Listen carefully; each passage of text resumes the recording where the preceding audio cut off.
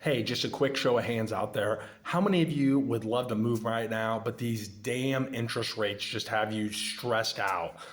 Show of hands right now. I know a lot of people that feel that way. I know a lot of realtors that feel that way as well too. They feel like this is a major problem, and I encourage you to look at every problem. The other side of the same coin is opportunity. Well, what in the heck could the opportunity be here for higher interest rates? We're here at middle January. Interest rates are north of 7% on a 30-year fixed rate. What the heck would be good news about that? Well, I think there's a lot of good news about that to be very honest with you, you just have to be solutions oriented here if you're looking to make a move, and you have to have an honest assessment of like where your situation is. That's something I tell my kids that all the time, right? So yeah, we have to be honest about where we're at and accurate so that we can figure out which direction that we're going, right? So the truth of the matter is over the last 50 years, the average 30-year fixed interest rate was 7.72%.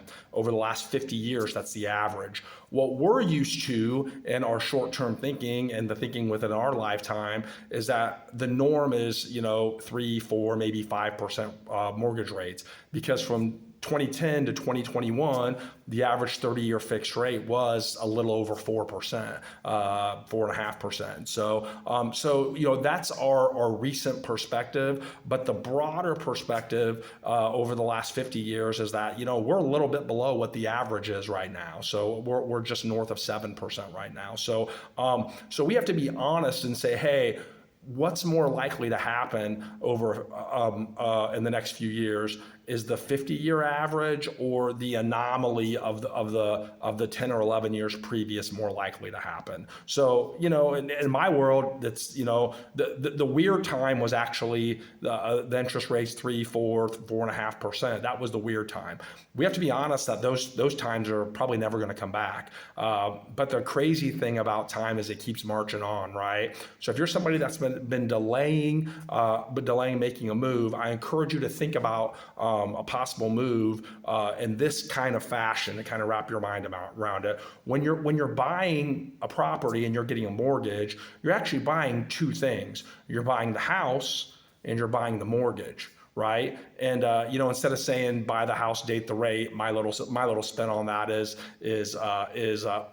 own the place and rent the rate, right? So that place, you can't really move from that place until you decide to sell it or maybe rent it out. That's permanent. But your rate, that's not a permanent thing, right? So I would encourage you to make the move now.